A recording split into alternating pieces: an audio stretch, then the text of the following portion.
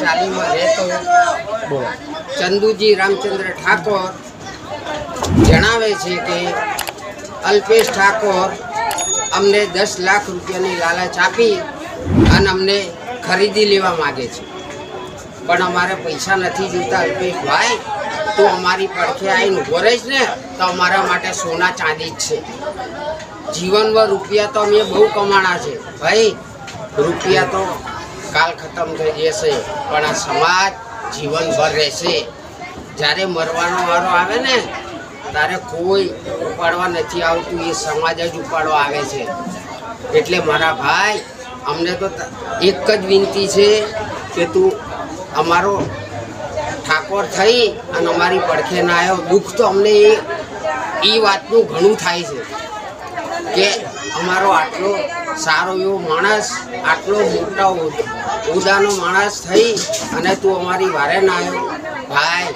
પણ એ એક જ વાત છે કે જો તું કદાચ ક્ષત્રિય બચ્ચો હોય તો જીવનમાં કદાચ બી તારે અમારી મદદ કરવી હોય તો સામે આવીને અમારી આ સમાજની સામે કહેજે, તો અમે તને ફૂલેથી નહીં પણ તું કહીશ એનાથી વધાવી લઈશું. ભાઈ મારા અલ્પેશ, જીવનમાં તો તડકો છાંયો આવતો જ રહેતો રહેશે, પણ આ છાંયો આવે છે ને તો કોઈને કહેતો નથી.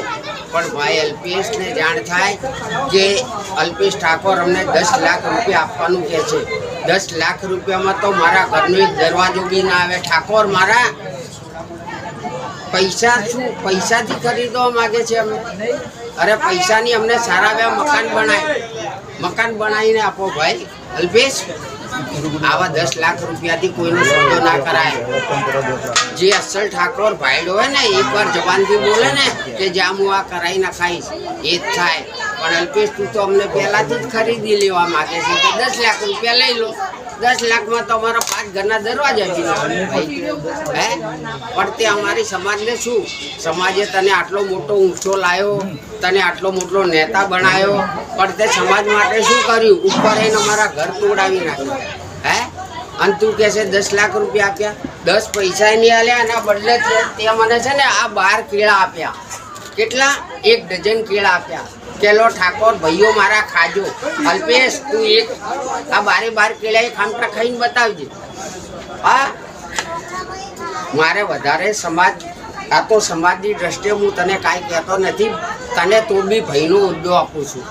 ભાઈ હોય તો ભાઈઓની વારે આવીને ઊભો રહેજે. મારા ભાથીજી બનીને આવજે, કોઈ ભગતડો બનીને આવતો. જય ભારત, જય ઠાકોર.